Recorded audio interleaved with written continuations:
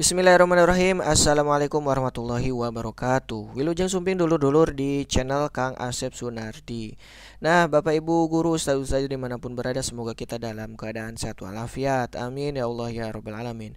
Pada video kali ini saya akan sedikit membahas tentang persyaratan terkait bantuan atau BOP, bantuan operasional penyelenggaraan pendidikan Al-Quran untuk tahun anggaran 2023 pada halaman Simba PD Pontren ya. Nanti kita ajukan melalui Simba PD Pontren. Silahkan simak video ini sampai selesai supaya Bapak Ibu paham apa yang harus disiapkan.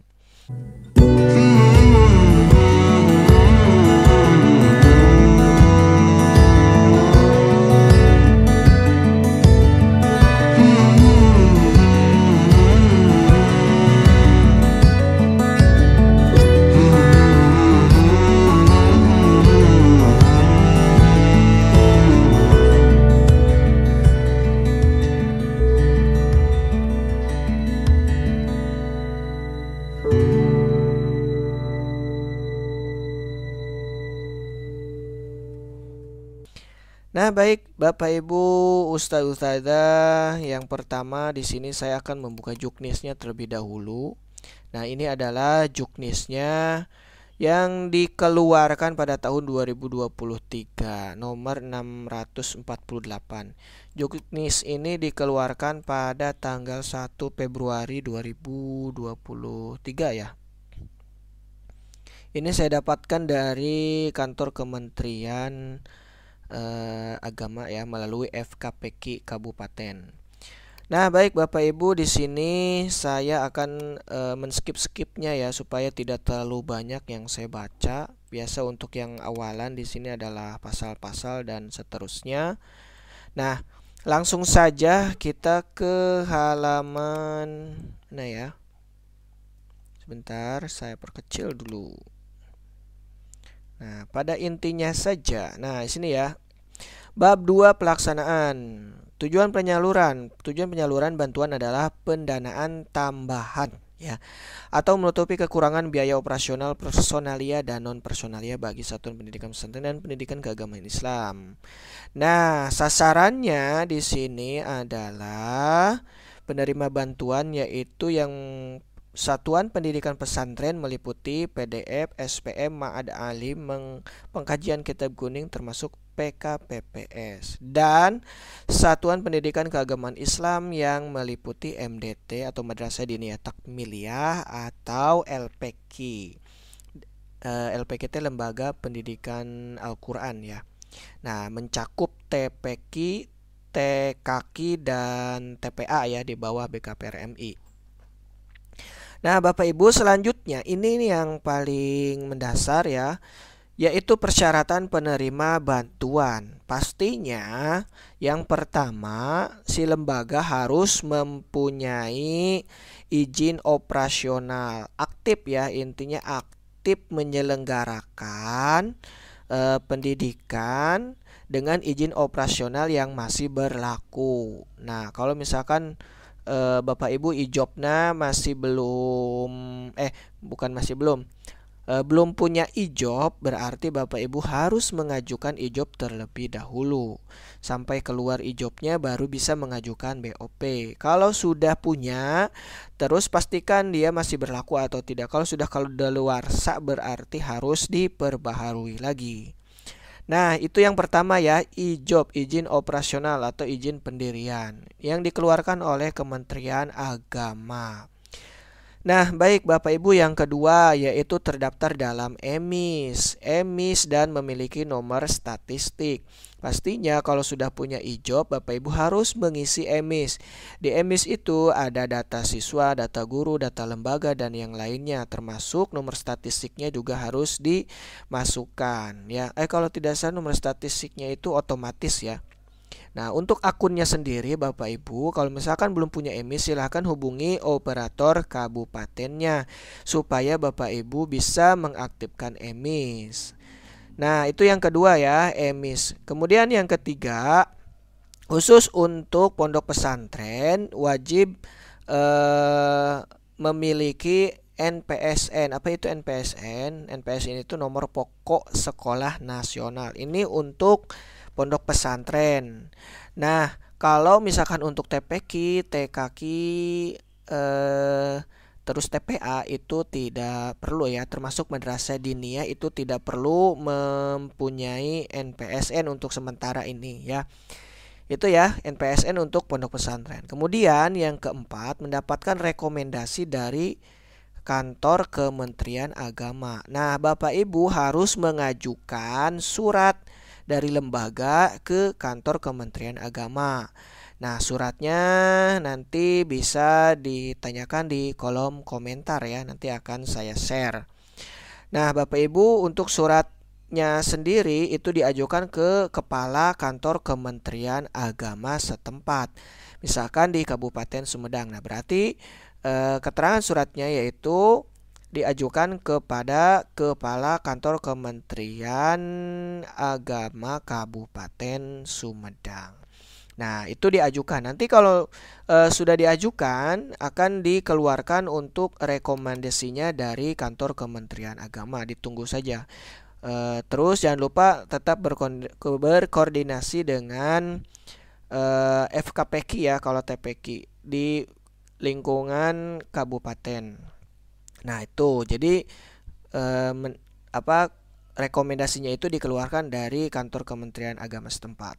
Nah, ini ya Bapak Ibu untuk nominal ya. Nominal untuk penerima bantuan atau BOP pada tahun ini yaitu sebesar 10 juta rupiah. Bantuan dialokasikan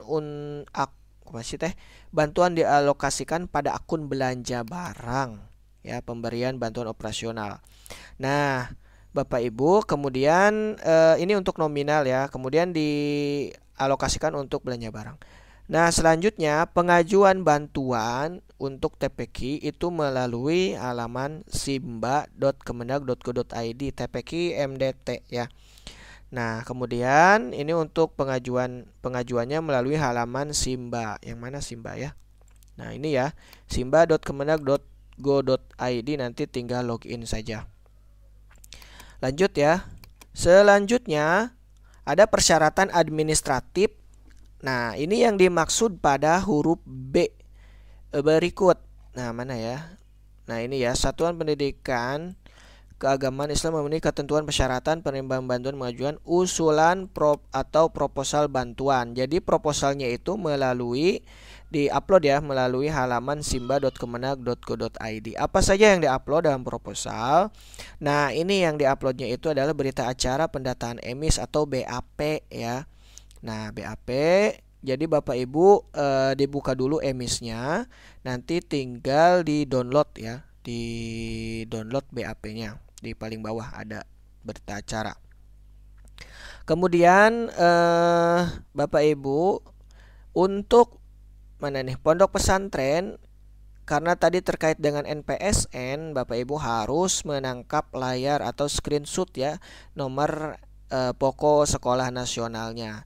Kemudian di sini ya, kalau misalkan mau tahu NPSN-nya di halaman ini referensi-data.kemendikbud.go.id. Buka aja ini, nanti tinggal login saja.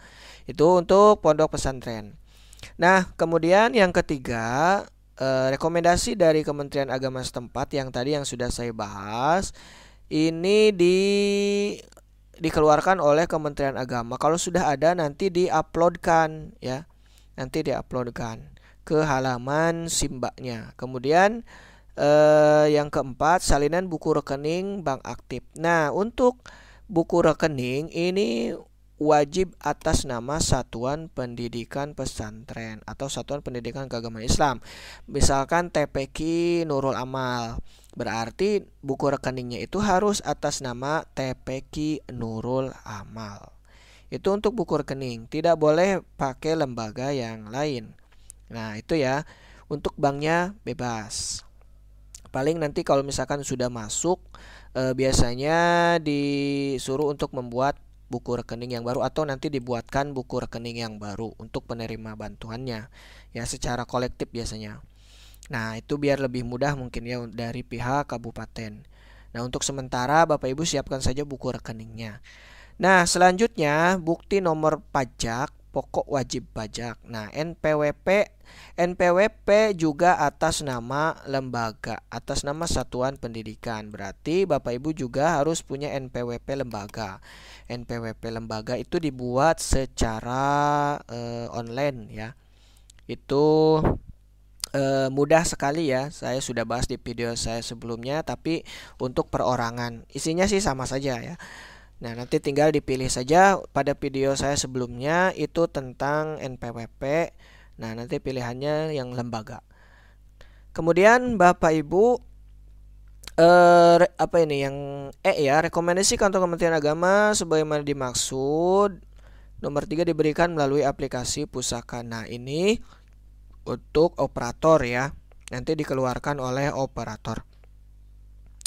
Nah, selanjutnya Bapak Ibu di sini calon penerima bantuan hanya dapat menyampaikan satu pengajuan bantuan per nomor statistik. Misalkan untuk nomor statistik TPQ kan dan TKQ kan itu berbeda. Jadi bisa diajukan dua-duanya. Jadi Bapak Ibu cuman bisa mengajukan per satu pengajuan berdasarkan nomor statistik. Nah, itu ya. Selanjutnya kalau Bapak Ibu ada TPQ dan TKQ berarti bisa diajukan dua-duanya ya. Nah, selanjutnya Bapak Ibu untuk penggunaan bantuan ini terkait dengan RAB yang nanti harus diuploadkan dan dimuat di dalam proposal.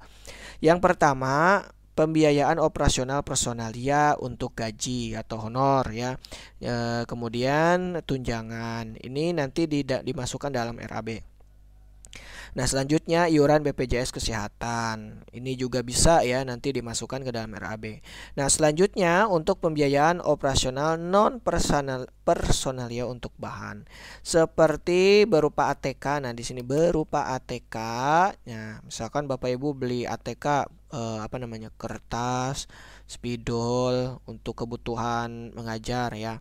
Kemudian ada daya berarti kan listrik ya, terkait dengan listrik. Kemudian ada air, jasa mungkin seperti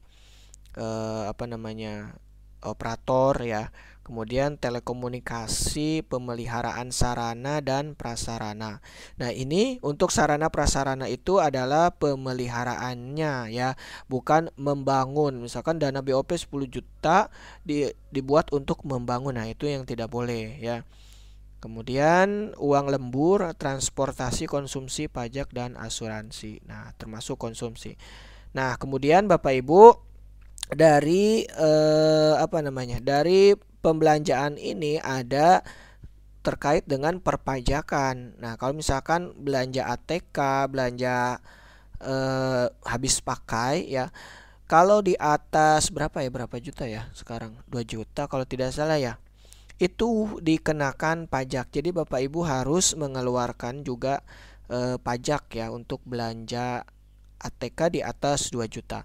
Nah, untuk konsumsi juga sama. Kalau misalkan konsumsi berupa nasi kotak ataupun yang lainnya, ini dikenakan pajak. Nah, baik Bapak Ibu, selanjutnya udah ya. Selanjutnya di sini ada beberapa lampiran. Nah, sebentar saya tidak membahas tentang pelaporannya, saya bahas tentang pengajuannya saja. Nah, Bapak Ibu di sini yang harus diupload adalah surat pengajuan bantuan. Di sini ada nama lengkap, jabatan, kemudian pemberi bantuannya siapa, judul bantuannya apa. Nah, di sini ada nomor statistik, NPSN, jenis lembaga, nama lembaga, alamat lembaga, NPWP, wajib diisi nama bank, nama rekening bank, nama rekening, kemudian nomor rekening. Nah, kemudian bersama pengajuan ini saya lampirkan rencana penggunaan dan persyaratan administratif. Terus di bawahnya diisi titik mangsa ya, tempat dan tanggal, kemudian mengetahui kepala dan dicap stempel di tanda tangan. Nah, ini untuk keterangannya di bawah ya. Nah, baik Bapak Ibu, saya rasa mungkin ini saja yang bisa saya sampaikan untuk masuk ke aplikasi Simbanya akan saya bahas di video saya selanjutnya. Terima kasih. Saya akhiri, wabillahi taufiq walhidayah. Wassalamualaikum warahmatullahi wabarakatuh.